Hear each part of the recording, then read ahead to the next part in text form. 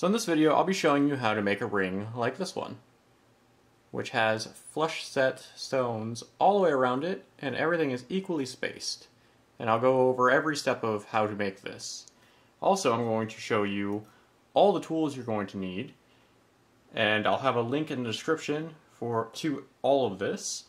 And I'm going to show you how you can practice on just a normal piece of metal before you start the ring, because you're going to want to get kind of good at this before doing it on the ring itself. So let's get started.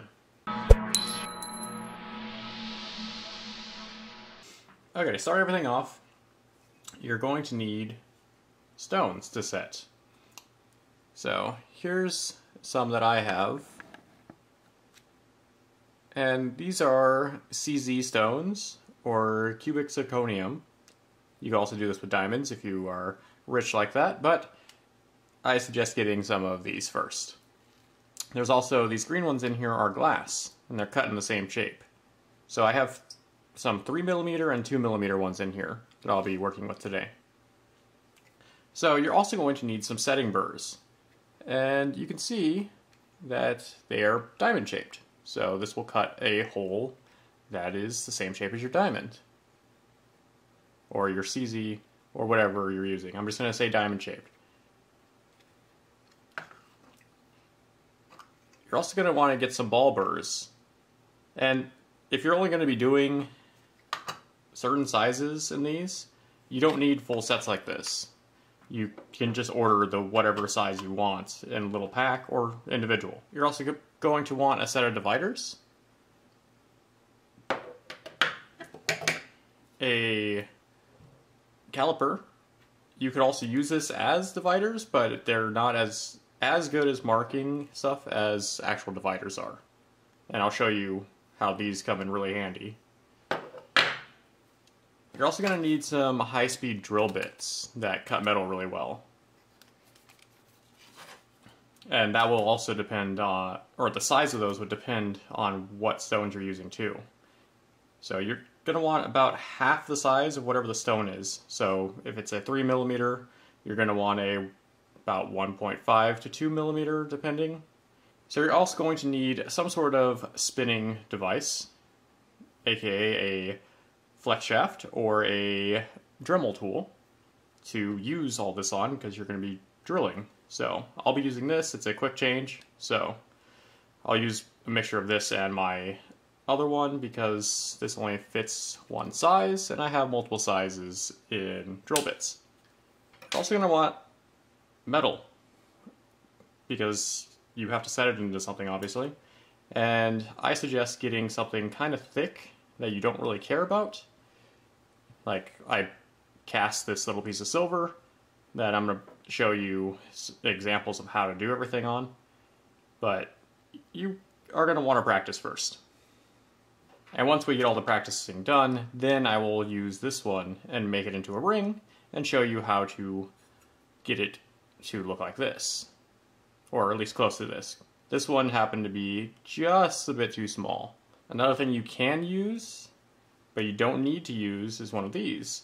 This basically acts as a hammer, and it attaches to a flex shaft.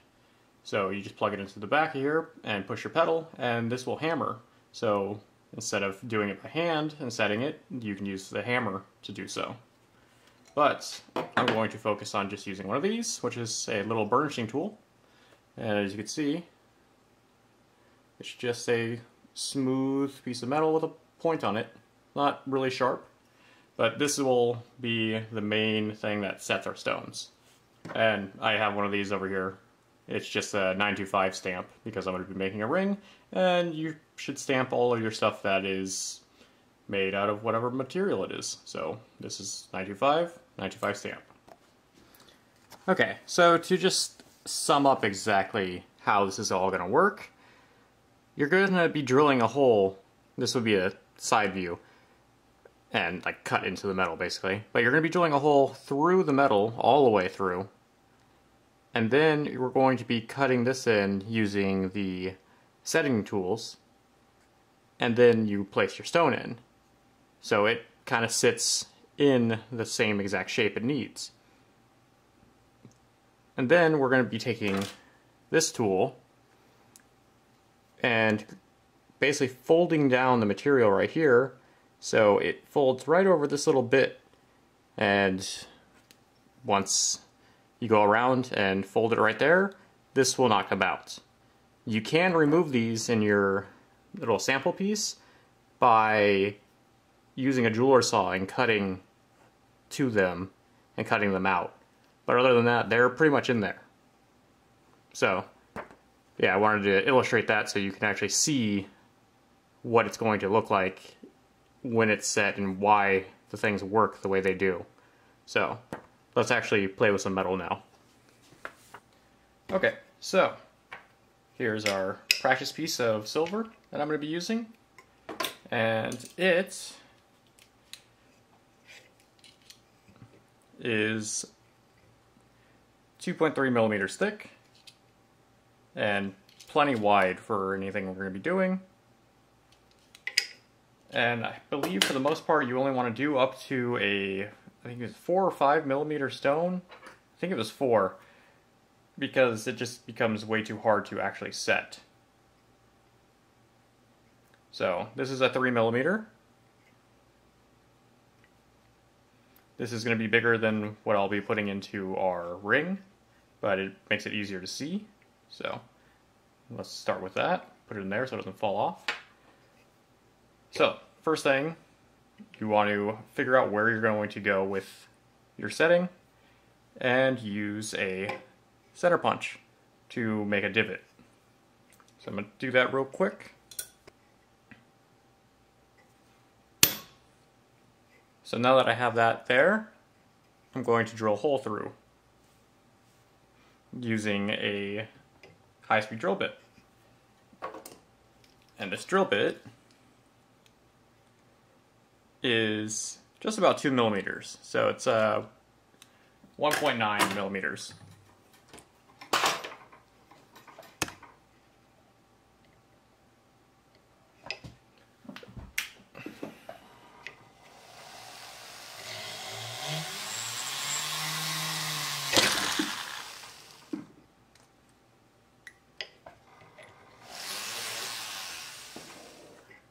Okay, now we have a hole completely through.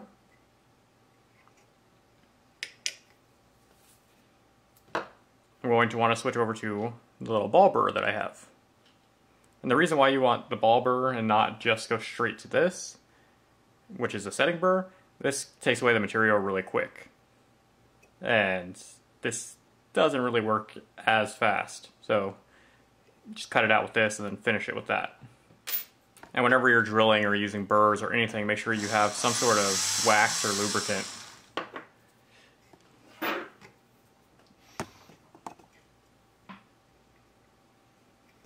And you don't want to go all the way through with this either.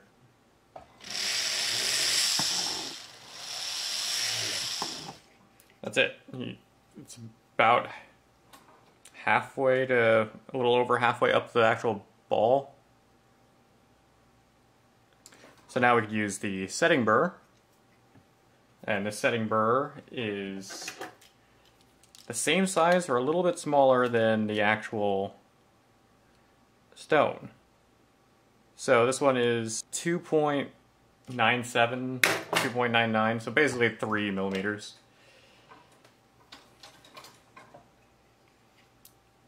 And then you want to go into it as straight as possible.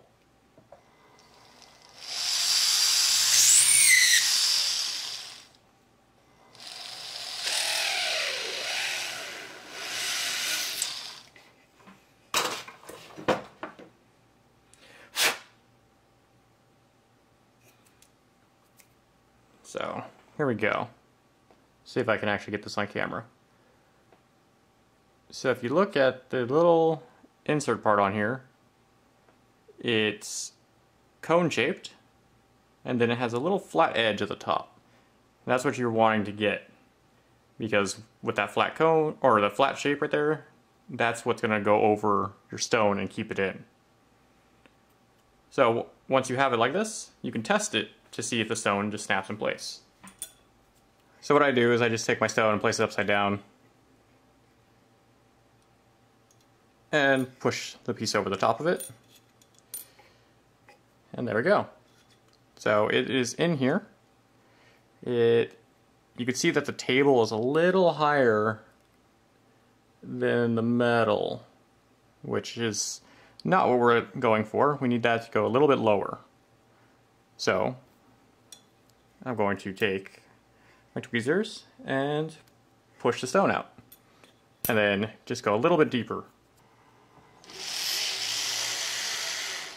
Okay, so now that's a little bit deeper. Let's see. There we go. Now the table for stone is pretty much flush with the top layer of the metal. Now we can push down on it to make sure that it's completely seated in there. What I do is I just take the back end of the actual setting tool or the burnisher and just push down. And that usually gets it where it needs to be. So now, to actually set this in place, so you're going to want to take this and go around the outside of the stone.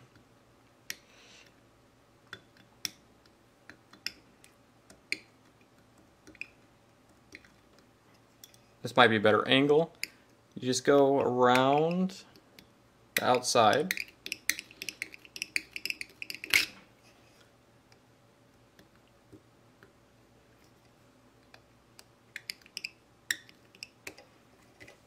Okay, that should be set. And it's that easy. Well, I say that, but you can go too deep on these. And if you go too deep, it doesn't really work. It won't get stuck, or if you don't go deep enough, then it won't do anything either. So to test this, to make sure that it's actually stuck in there, take your tweezers or whatever you're using and just push on the back. If it doesn't pop out, you're good. You could also test on the front by trying to move this or spin it. And if it doesn't move or spin, then you're good. And like I said before, this is a test piece, so we're going to want to take that out. And I don't suggest using silver unless you just have silver laying around that you can melt down to do this. You could probably buy some thicker copper or brass to do this with. But all you need to do to get this out is basically cut in here and then cut from here with a jeweler saw. And then you can bend this piece off and then you can pop the stone out. So yeah, you're just going to want to practice a bunch. But you can get really good at it before you actually make something that you're going to care about. And if you mess up on this, it doesn't really matter. If you mess up on your ring, you have to remake the whole ring. So yeah, practice first. And like I said, you can just cut these out and just keep going over and over again. So let's make a ring now. I'm going to be using this wire that I made. You can buy any wire you want as long as it is thicker than whatever ring or whatever stone you're going to be using, and wider than whatever stone you're using. So this one is a little over 2 millimeters.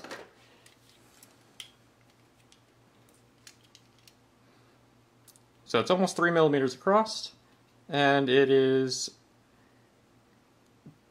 1.9 millimeters thick. So this is more than enough to use my 2 millimeter stones.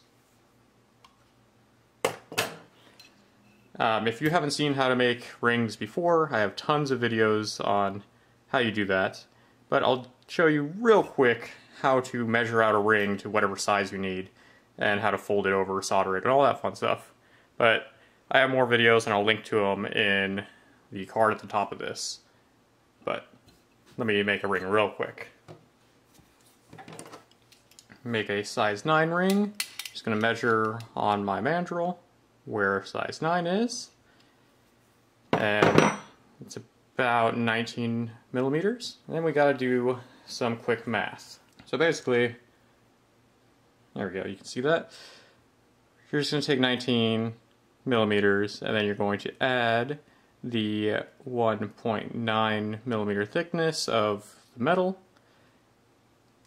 and then you're going to multiply that by 3.14. And that will give you the length you need to make a ring out of this material. So all I do is move my caliper to whatever my math came out to. There we go, close enough. And then with these, I'm just going to anchor one end of this and make a scratch on the other side to mark it.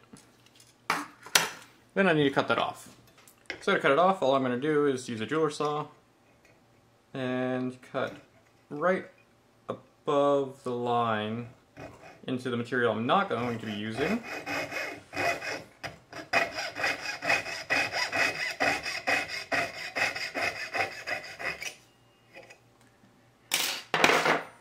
Which will leave a little bit of extra material, and I'll use one of these.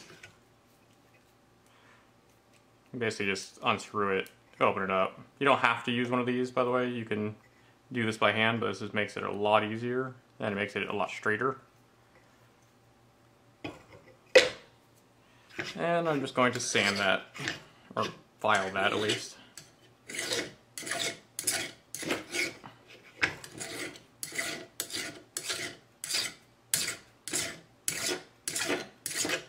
There we go, nice and flat.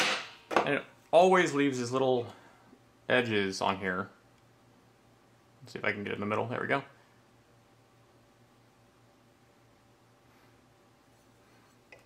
So just take them off like that. Okay, so basically here's my ring blank.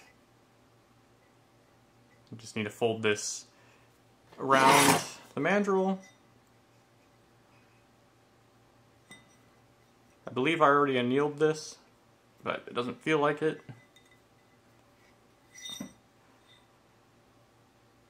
So yeah, I'm just gonna make a U shape with it and then turn it into a D shape using some pliers. There's a lot of other ways to do this, but I'm just doing this real quick.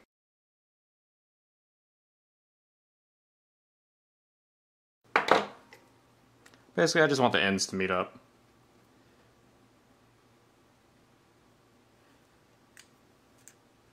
And if you really wanted to, you can run a saw blade through here, but this looks pretty nice, so I'm not going to. So when it comes to soldering this, it's going to be pretty easy. All you need to do is use some high temperature flux, which I have in this little container, and a piece of hard silver solder. And I'm just going to place it onto my charcoal block. Well, I can't place it there because that's not flat. So I'll put it here, and then put the solder joint right on top of it, like so. Zoom in for you, and then I'm just going to use a normal propane torch.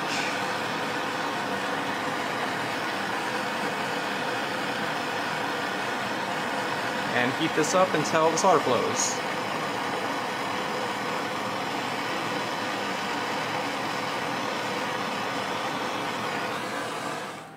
There we go.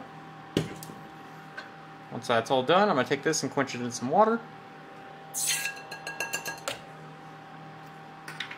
And here we go. It should be nice and joined together. I'm going to need to pickle this in a pickling solution to take off any of the tarnish, and then round it into a ring on my mandrel. Okay, my ring is out of the pickling solution, so it's all cleaned up. I'm going to put it onto my mandrel and press it down as much as I can, and then hit it with a rawhide mallet. And this will just shape it into a ring.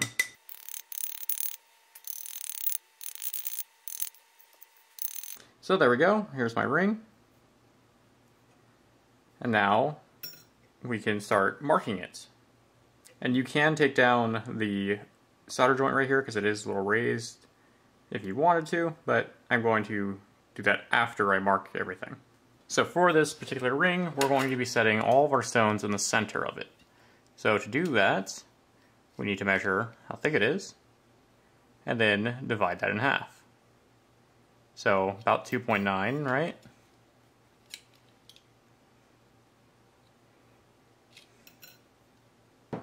So we'll need it at 1.45.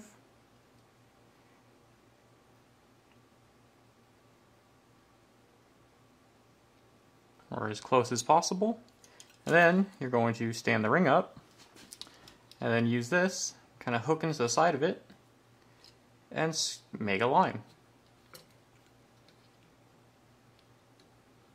And you're going to want to drag the line because pushing it just doesn't really work too well. And this only really works if you have a completely flat ring.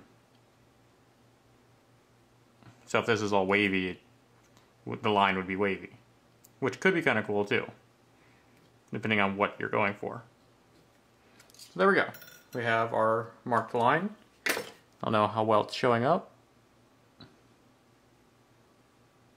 And that's completely centered. So now we need to figure out how many stones you want to put into this. And how big they are will matter. So you can't put 1,000 stones in here that are all 2 millimeters because it just doesn't work.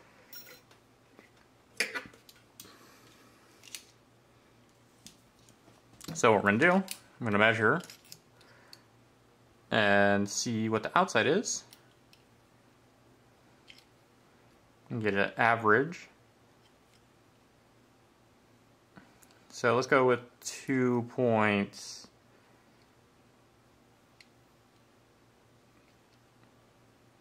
Go with 23.2.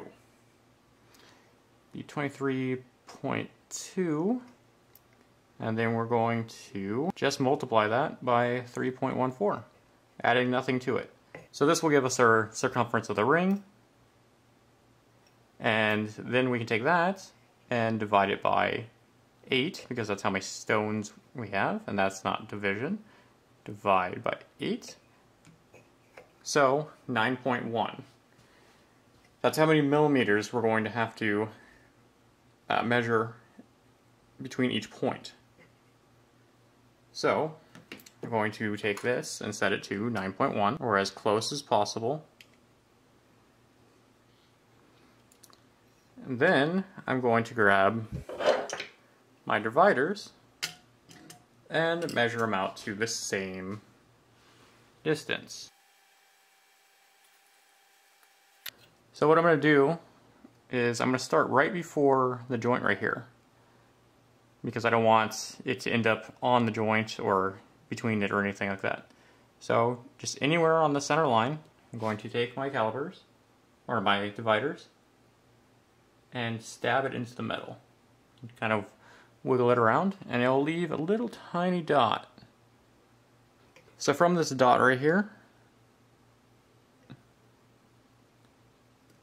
yeah, right there you can see, I'm going to put the divider back into it, and then come down into the center again, and then wiggle in another one.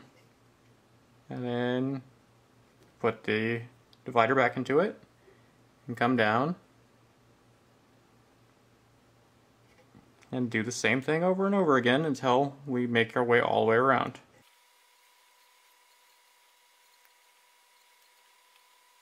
So now that I have all the little dots in here for markers, I need to drill them out.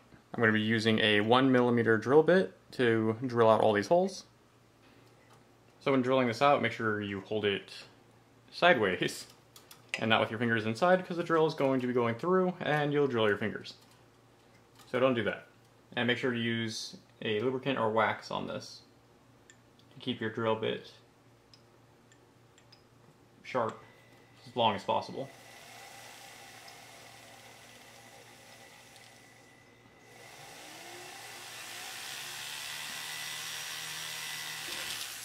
And make sure you're going straight as possible.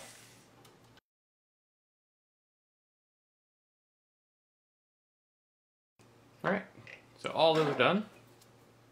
So with all that done, I'm going to clean up the actual ring using just some rubber bits.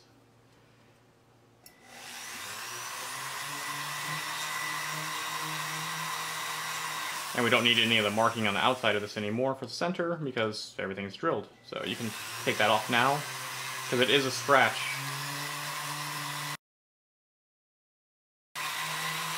You're going to want to clean up your solder joint also while you're at this.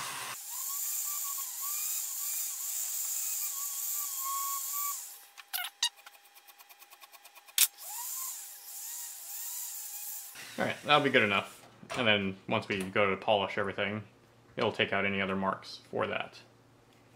So the next thing we need to do is use the ball burr on every one of these and get them honed out and ready for our setting burr. So same thing, you want to hold it sideways and go as straight as possible.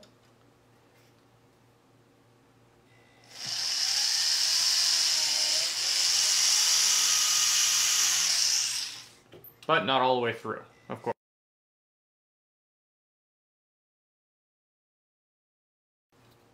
So there we go, we have all of our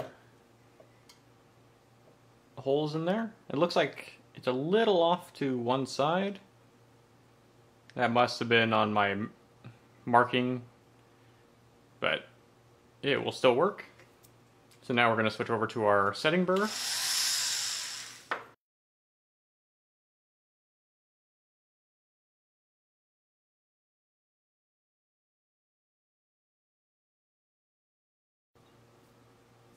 So now I'm going to try out putting some stones into it. And before I do that, I'm going to use a little wire brush. This is just a plastic bristly brush to clean out all the holes. And we'll start with one and see how much more I need to drill out. So, they didn't even seat at all. So if you can see, it's sticking up a little bit, so I need to drill this out a little bit more. So there we go. It's nice and flush in there. And we can set this one now. So I don't have anything that can really hold these. There's a proper tool that will basically hold this in place and you can set everything easily. But I do have this set up where I can put the ring on the mandrel and it will stay in place.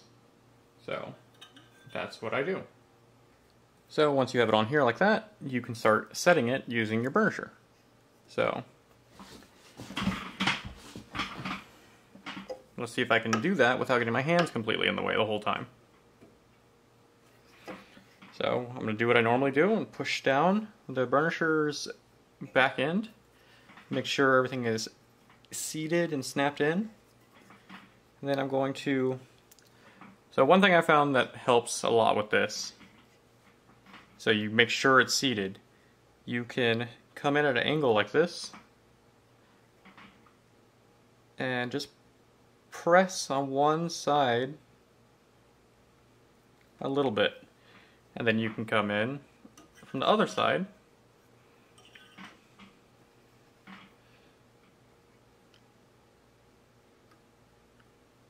and do the same. And then you can do the rest of it.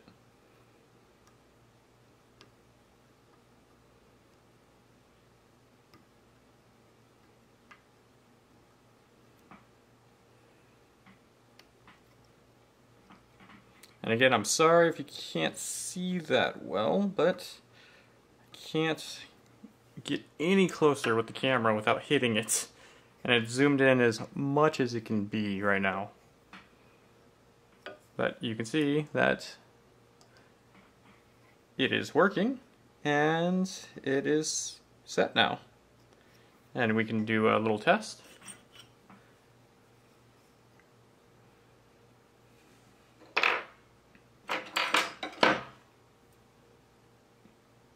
And try to push it out from the back, and it doesn't move.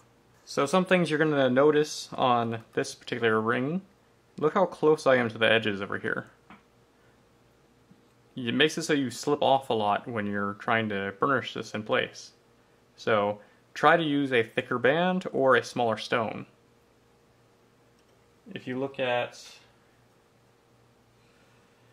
this one, you can see it's even thinner than this in more ways than one. This is a lot thicker. The reason why I had to up the size on this, these are barely in there. Basically, when I drilled through this, you could go almost all the way through.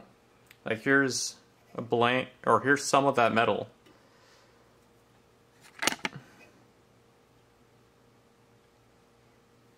So this is the same metal I used for the second ring with the blue in it.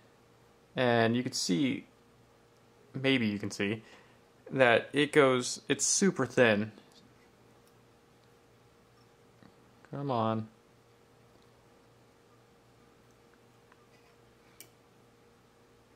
Yeah, you can see that it's super thin, and if I went any more, it would have popped through the bottom. So that's why I made a thicker ring. But this did work. It was just a pain to get everything to not break as I was making it. But yeah, all we need to do is that same thing over and over again all the way through this, and then we'll be done setting the stones in this. So if you've practiced, like I said, on just setting stones like that, you should be able to do it in the ring, no problem. The only thing to watch out for is when you get real close to the edge, like here, if you slip off, try to push that back in, because think of the metal like almost like a clay that you're pushing and molding it over the stone itself, and that's how it's staying in. It's just a really hard clay. So I'll record the rest sped up, just putting all the rest of the stones in.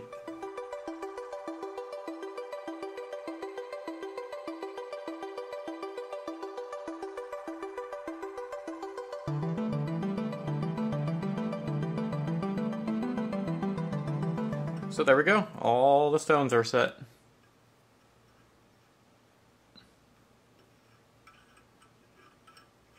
So with all the stones set, and I tested every single one of them, and none of them are loose or popping out, I can go over this and clean it all up, polish it, and it's good to go. I did forget to put the 925 stamp on here, so I'll do that also.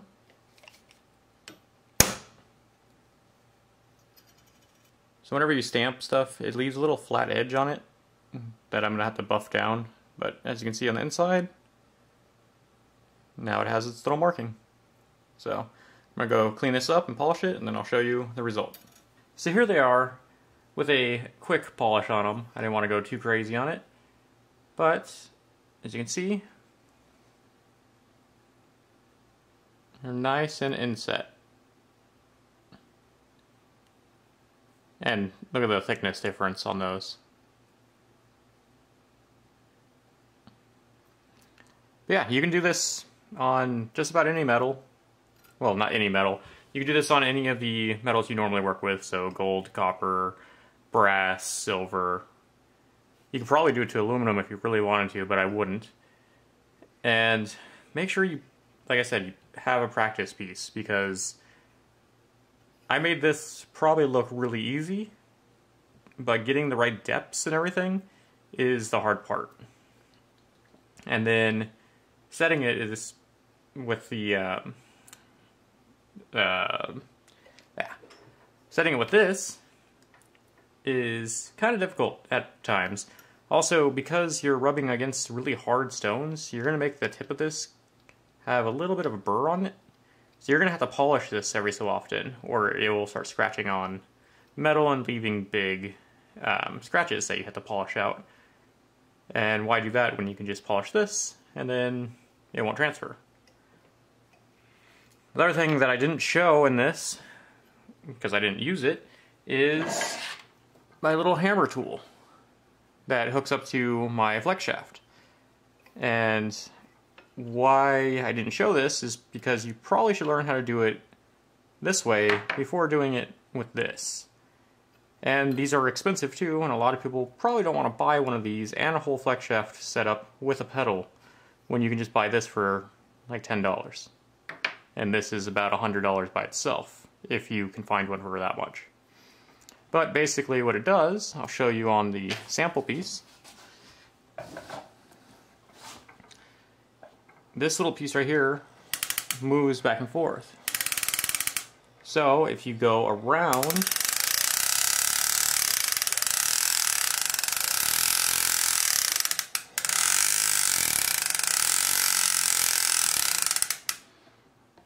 let's see if I can zoom in. So if you can go around the stone, you can set them that way too. It leaves a bunch of tooling marks that you'll have to polish down and clean up, but this is a lot faster. So you could literally do it to all the stones.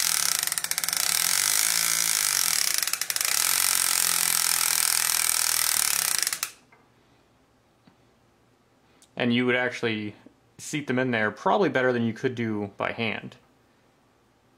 But like I said, I suggest learning it by hand. Oh. And don't do it to glass ones, like I just did. I forgot that these are glass. So I just shattered that one. Yeah. So these are really nice, and they come in handy for a lot of other things too, that you'll probably see me using it for in future videos. And it just plugs into your flex shaft. So you can just use different handles. Anyways, enough about my tools. That's it. I hope that was easy enough to understand, and I hope I was able to shoot everything in a way that you could see everything, because these are tiny and my hands get in the way a lot, and I apologize for that. So that's just about it. If you have any questions or anything like that, feel free to leave a comment. And if you like the video, leave a thumbs up. And feel free to subscribe if you want to see more stuff like this. And you can also suggest other videos that you want to see on what you want me to do, because I'm always looking for ideas for videos, and I listen to your feedback. So yeah, I'll see you guys next time. Bye.